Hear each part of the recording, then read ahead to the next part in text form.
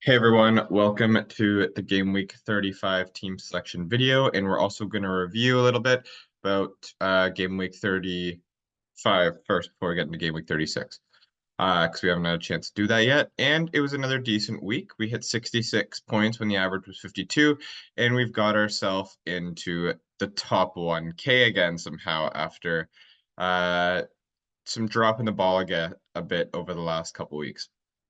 Um, it still wasn't a super high week in scoring overall, but that was just consistent amongst the entirety of, I guess, the league, allowing me to move up some spots into the top 1K. As we can see here, Osimhen's been hitting pretty well recently. Scored again with the captain's armband, which doubled up to 18. The rest of the striking force didn't do much in Lautaro Martinez and Xerxes, though. For some reason, Çalhanoğlu didn't play. I don't necessarily know the reason for that. I'm hoping that he plays this week, though.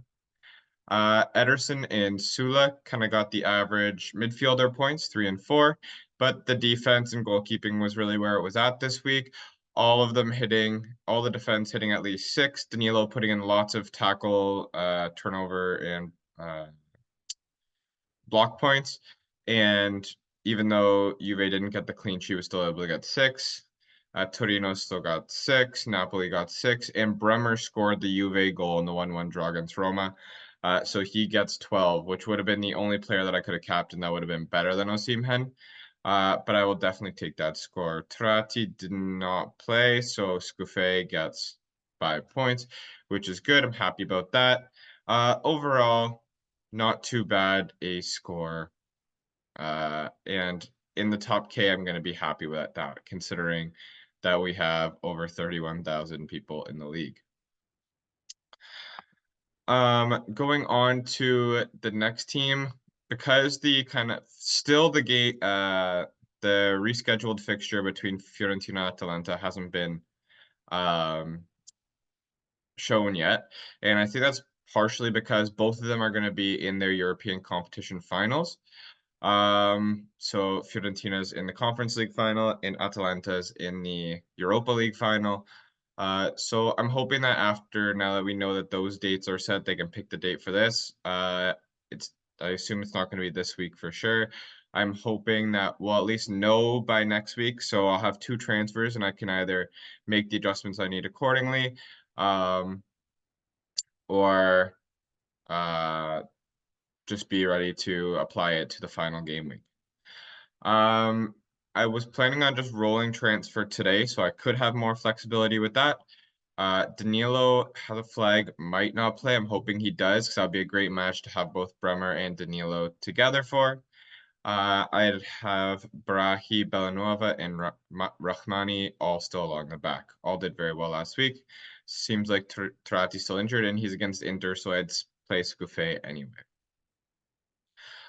Going with a 5-3-2 this week, so only 3 midfield. Hopefully Çalhanoğlu is playing. Nico Gonzalez and Goodmanson all have somewhat favorable matchups, as well as Lautaro Martinez gets the captaincy. And Osimhen against Bologna. I know Osimhen's been in great form, but Bologna has been great as well. So I'm going to trust the captaincy armband on Lautaro Martinez against Frosinone instead. We have a full bench of players that should see time: Ederson, Sula, and Xerxes. I'm actually going to switch the bench position of both of them there, so Xerxes out front. But some good options coming off the bench. They just have challenging matchups, and that's why they found themselves on the bench. Right now, if I'm bringing someone in, like I am like next to 100% sure that that fixture will be rescheduled, regardless of whether it matters for the standings or not. So I would still consider making sure you have enough Fiorentina or Atalanta players to bring in order to get 2 from each side for what I'm thinking is going to be the last game week of the season as of right now. We'll take a quick look at how the league is going. And I'm still on the second page, yes, which is nice. There we go. 37th in our league. We have Last Night on Earth still in first, Leaning Tower of Pizza in second, only 1 point behind. 1 point behind that, we have Adam 21. And holy, has this race ever gotten close? Even the top 6 are within 50 points of one another. Gigi and Parabellum Luvumbo. I'm gonna go with that. Uh, Teams that we haven't talked about all season, but are now knocking right on the door of the top 3. Il Biscone we talked about a lot towards the starter of the season, still hanging around there. There you do start to see the drop off after that once you get to 7th though, and that might be a little bit too much to try to come all the way back from. But you never know. This used to be blown wide open, and now we have a really close race right up until the final. So I'm looking forward to seeing who finishes on top there.